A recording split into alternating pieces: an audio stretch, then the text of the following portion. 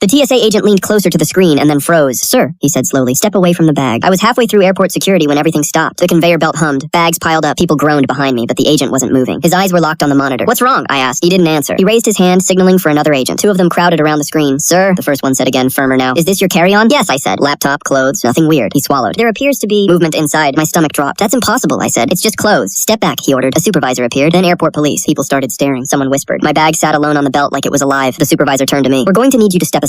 I don't understand, I said. There's no one in my bag. He didn't smile. We need to be sure. They stopped the belt. One officer unzipped my carry-on slowly. Clothes, shoes, charger. Nothing. The supervisor frowned. Run it again. They sent the bag through the scanner a second time. The screen flickered. The agent stiffened. There, he said. Did you see that? Another agent nodded. Yeah, something curled up near the bottom. My chest tightened. This is crazy. Airport police stepped closer. Sir, where are you traveling today? Chicago, I said. For work. Do you live alone? Yes. Has anyone else packed your bag? No, I packed it myself. They opened it again. Turned it upside down. Shook it. Still nothing. The supervisor rubbed his forehead. We're calling this in. Within minutes, I was escorted to a small room near security. My bag was sealed in plastic. A detective arrived 20 minutes later. Mr. Adler, he said, sitting across from me. This may sound strange, but multiple agents independently reported seeing a human shape in your bag. That's impossible, I said. It's physically impossible. Do you own any storage units? No. Any history of sleepwalking? No. He studied me. Anyone with access to your home? No. They kept me there for 3 hours. Missed my flight. Missed my meeting. Finally, they opened the bag one last time, cutting the lining open. Inside the inner lining, behind the fabric, they found something taped flat. A wallet. Old. Worn. Inside was an ID belonging to a woman I didn't know. The detective's expression changed completely. Mr. Adler, he said quietly, this ID belongs to a woman who's been missing for almost a year. My mouth went dry. I've never seen that before, I said. He nodded slowly. That's what worries me. They didn't arrest me. They also didn't let me leave. The detective slid the ID across the table. Her name is Mara Klein. She's been missing for 11 months. I don't know her, I said. I've never seen that wallet. She lived 2 towns from you, he replied. That detail landed harder than it should have. They searched everything. My phone, laptop, apartment, work email. Hours passed. Nothing connected me to her. No messages, no photos, no searches, no overlap. Just the wallet. Just my bag. Around midnight, they finally let me go. I didn't sleep. The next morning, there were detectives waiting outside my apartment building. We need to take another look, one said. Something doesn't add up. I let them in. They moved slower this time, tapping walls, opening vents, checking corners like they expected the apartment to answer back. Then one detective stopped in the spare bedroom. You don't use this room? He asked. No. He pressed his palm against the wall. It sounded hollow. They cut through the drywall. Behind it was a narrow crawl space I didn't know existed. Inside were clothes, empty water bottles, scratches along the concrete, and taped to the wall a calendar. Days crossed out. Month after month. 11 months. My legs gave out. I'd lived there for 6. The building manager was called. Records pulled. The detective came back pale. The tenant before you died in prison, he said quietly. He was being investigated for multiple disappearances. My throat tightened. So she was here? He nodded. She survived longer than anyone realized. 2 days later, they found her remains in a sealed utility tunnel connected to the crawl space. Then it finally made sense. The wallet in my bag wasn't planted by me. She had hidden it during one of my trips. Well, I was gone. She tore open the suitcase lining and taped it inside. A last attempt to escape, to be seen. The scanner saw it. I was cleared. No charges, no suspicion. I moved out that week, but now every time I pack a bag, I hesitate. And every time I hear a hollow sound in a wall,